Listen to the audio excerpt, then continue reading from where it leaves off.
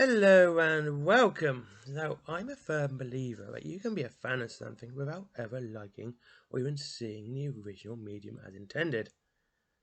You can be a fan of 40k and never touch a miniature, a fan of Star Wars and never watching a movie, and a fan of Star Trek without ever watching or liking a television series. Or series is. There's lots of them. Because all of these have extensive universes that far expand their original source. Star Trek is my guilty pleasure in this sense. I love the comics and the video games. As for the TV series, I honestly never give it much thought, except I really like Enterprise though. So let's go back to the year 2000. All I knew about Star Trek Voyager Elite Force was in Games Master magazine. That was it. It was a PC game and a Star Trek one to boot. My interest couldn't be lower if you gave it a spade and told it to dig. Anyway, back to today, where I'm catching up on games I missed or have been told I should have played. Being a PC gamer now, as well as console, mainly older consoles, I was introduced to Star Trek Online. Don't worry, I will get to the interview, I promise. Star Trek Online was my first real step in the Star Trek fandom. I love it. It's an incredibly enjoyable game, flying around in my own starship and teleporting on planets for some great RPG fun. What more is there to enjoy from out of an MMO? It far outclasses almost any other one I've played. Then I played Starfleet Academy on Super Nintendo. Once again, you're piloting a starship, fighting other starships, based on classic fights from the movies. I'm not a complete Philistine, I have seen the films. And this is heaven. So I see a GOG advert on Facebook, and it's Elite Force. It must have stood some sort of nostalgic feeling for me because I bought it, and here we are. And how is it? Well, it was made by Activision and Ravensoft, before the dark times, before Call of Duty. Ravensoft made great first-person shooters, Jedi Outcast and Soldier of Fortune, both of which are fondly remembered today. And why not? They are fantastic in their own right.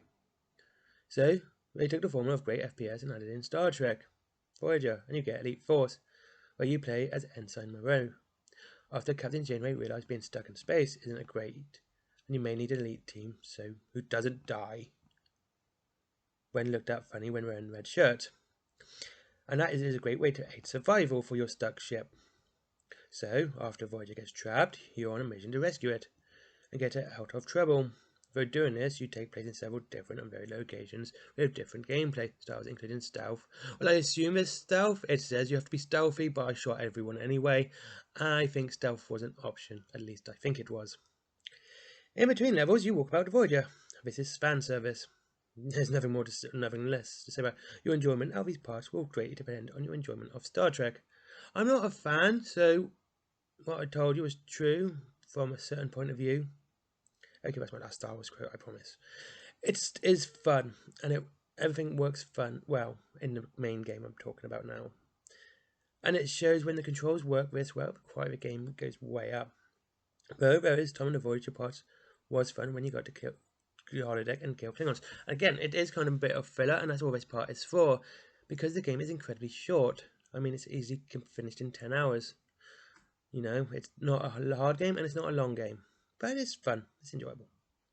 Graphically speaking, though, it is still pretty good. It is 2000's blocky 3D first-person shooter affair, but it has a robustness to it, so it doesn't look so bad.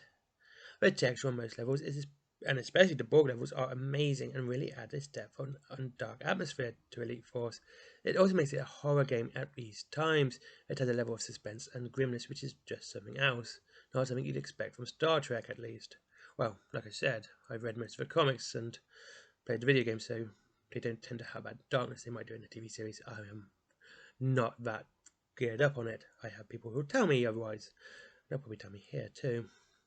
Okay, the sound is good and uses actors from the show, which is when a licensed game does it. It shows love that comes from into the game. Now, I do like this, and it's very rare you see this nowadays, especially in TV show games such as Lost, which is a polling game. But yes, Star Trek Elite Force does have the actual actors in it, and it's nice to hear them. It's nice to see them actually reprising their roles to do this, and it's just something else.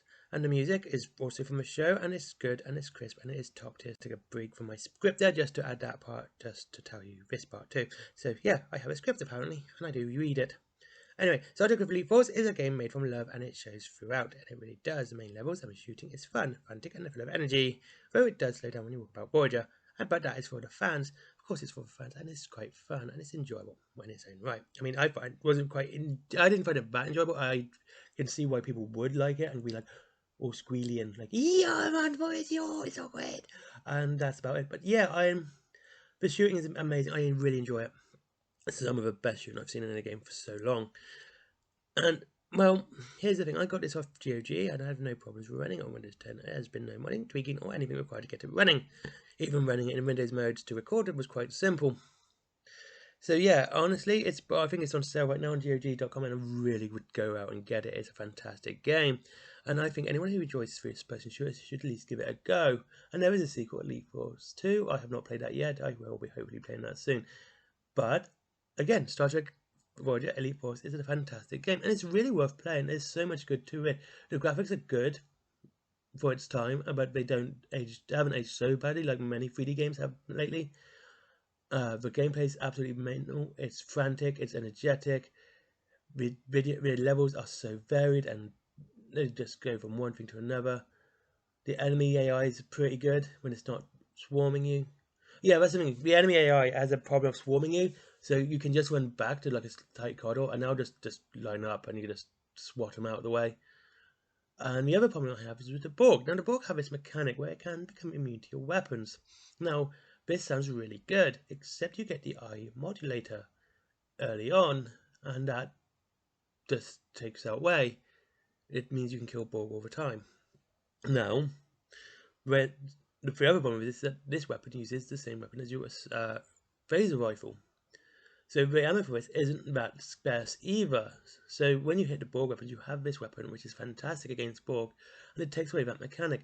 That mechanic is really good, and it means that you have to focus on changing your weapons, but this one weapon just takes away that part of it, and it's a bit of a shame that it wasn't really embraced, and it kind of had this bit added in just so you can still kill Borg, rather than make this more necessarily stealthy, because that would have made it really cool. Anyway, thank you very much for watching. I hope you enjoyed. And yeah, so I will be coming out of more wargaming stuff and going into other types of video games soon. This is my first step into Star Trek, which is something not quite in my comfort zone. Anyway, thank you very much for watching. I try to upload 3 times a week. Not necessarily on the same days, but I try to do it. And that's it. Thank you very much for watching. Have a great day. I hope you enjoyed this video. Like, comment, subscribe as always, and I'll see you very, very soon. And have a great new year. Yes, just have one of us. Thank you very much, and see you soon. Bye bye.